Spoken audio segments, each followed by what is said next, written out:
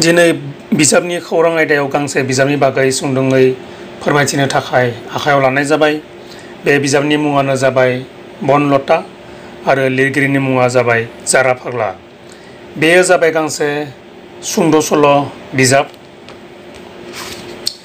बिजाबखौ फोसावदों क'क्राझारनि words and वर्ड्सआ।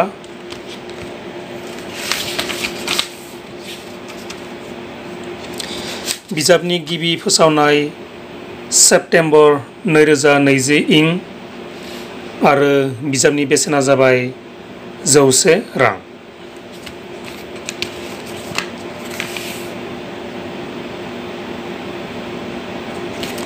बेयो जाबाय गांसे सुंद' सल' बिजाब।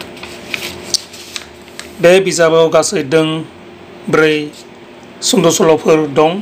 सेथियाव गुथाल, नैथियाव बनलता, थामथियाव संसार आरो ब्रैथियाव जिउनि खबाम।